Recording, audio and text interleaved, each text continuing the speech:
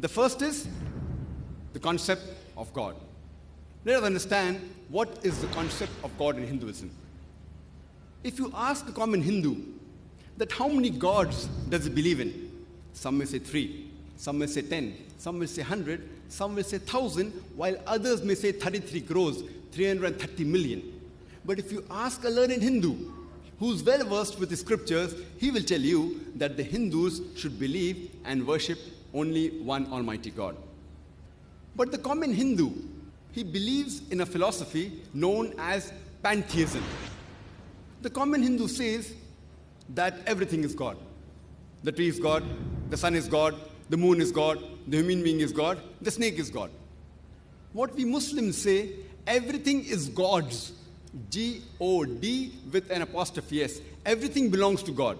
The tree belongs to God, the sun belongs to God, the moon belongs to God, the human being belongs to God, the snake belongs to God. So the major difference between the common Hindu and the common Muslim is the common Hindu says everything is God. We Muslims say everything is God's. G-O-D with an apostrophe S. The major difference is only the apostrophe S. If we can solve this difference,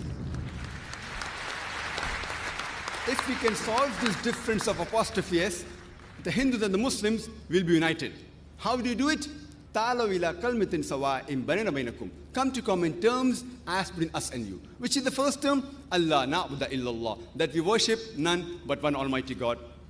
Let us try and understand what the Hindu scriptures have to speak about Almighty God in Hinduism. Amongst the Hindu scriptures, one of the sacred scriptures are the Upanishads. It's mentioned in the Chandogya Upanishad, chapter number 6, section number 2, verse number 1. It says, Ekkam evidityam. It's a Sanskrit quotation which means God is only one without a second.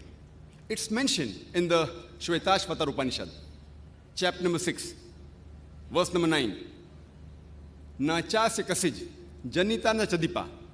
Of him there are no lords. He has got no master.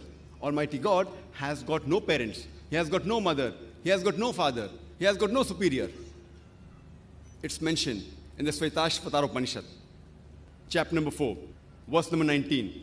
Na tasya pratima asti, which means of him there is no likeness. Almighty God has got no likeness. It's mentioned in the Shvetashvatar Upanishad, chapter number 4, verse number 20. Almighty God is imageless.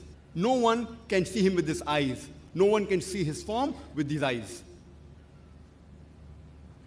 And amongst the Hindu scripture, the most popular is the Bhagavad Gita. It's mentioned in Bhagavad Gita, chapter number 7, verse number 20. All those whose intelligence has been stolen by material desires, they worship demigods. Bhagavad Gita, chapter number 7, verse number 20 says that all materialistic people, they worship demigods, including idols. And amongst the Hindu scriptures, the most sacred are the Vedas. It's mentioned in Yajurveda, chapter number 32, verse number 3. Na tasya pratima asti. Of him, there are no images. Almighty God has got no images. He is unborn. Only he should be worshipped. It's mentioned in Yajurveda, chapter number 40, verse number 8. Almighty God is imageless and pure. It's mentioned in Yajurveda, chapter number 40, verse number 9. Andhatma pravishanti ya asambhuti upaste. Andhatma means darkness. Pravishanti means entering. And asambhuti means the natural things like fire, water, air. So Yajurveda, chapter number 40, verse number 9 says, they are entering darkness, those who worship the natural things like fire, water, air, etc. And the verse continues, they are entering more in darkness, those who worship the sambhuti, that is the created things like table, chair, idols, etc.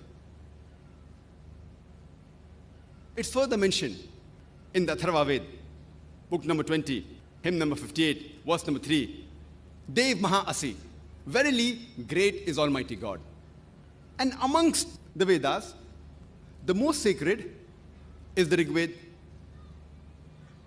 It's mentioned in Rig Veda, book number 1, hymn number 164, verse number 46.